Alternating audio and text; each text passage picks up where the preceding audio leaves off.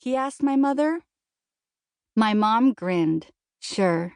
She placed the leftovers in the microwave, and Jason went to the cutlery tray to get a spoon and chopsticks. It cracks me up that he likes to use chopsticks. Even my dad asks for a fork at a Korean restaurant. It was Wednesday. Wednesday was our free day. Jason and I had a standing date after school. We always came to my house. Jason had 2 brothers, 1 sister, and 2 dogs. It was a bit crazy at his place. His mom worked for an airline and had weird shifts. His dad was the manager at the local organic grocery store. So he was home more regularly than Jason's mom. Jason and I learned what the word ironic meant in class last year, and we both immediately thought of his family. We both think it's pretty ironic that his dad works in a grocery store because whenever we go to his house, there is never anything to eat.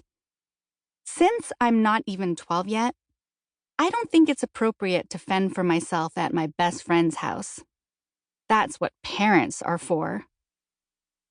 The last time we went over there after school, we were both starving. Jason's older brother was home, but he was not the kind of guy you asked for a snack. We looked in the refrigerator, and all we could find were sauces, mustard, and mayonnaise. There was also some sour-smelling milk and moldy cheddar cheese. In the pantry, dried pasta and bran cereal. I think they order a lot of takeout for dinner. We figured the only thing to eat was the plain bran cereal and water. Jason kept apologizing. I mean, it was okay, we didn't die of starvation, but I wouldn't willingly go back to his house for a bowl of bran cereal and water again. On the other hand, my mom is always home after school, and she always has something good to eat. She used to be a vice principal of a high school before she had Tori and me, but she went on what she called permanent maternity leave. That would be because of my dad. My dad is a very busy guy. He's a cardiac surgeon. He basically works at least 11 hours a day, then gets phone calls, text messages, or pages regularly throughout the remaining hours of the day. I know it drives my mother crazy. I'm used to it. People always look so surprised when I tell them he's a surgeon.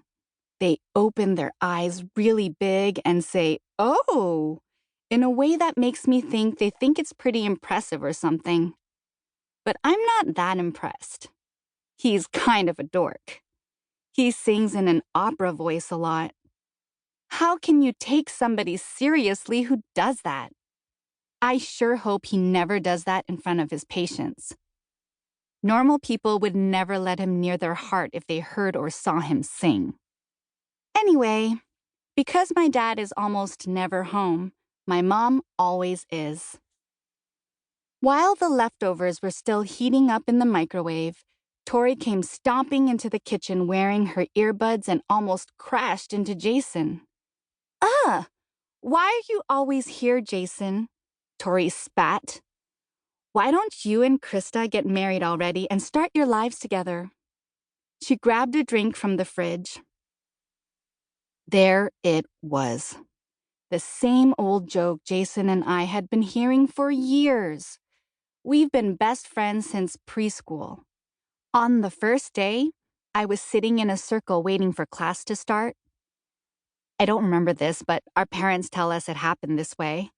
And Jason sat down next to me. He wouldn't sit anywhere else for the next 2 years. It had to be next to me. If I was sick or absent, Jason would refuse to go to school or stay there without me. We've been tight like that ever since the first day. But we're older now, so if one of us is sick and going to be away from school, the other person will still go to school because we do know a lot of other people. But our first choice is to always hang out with each other.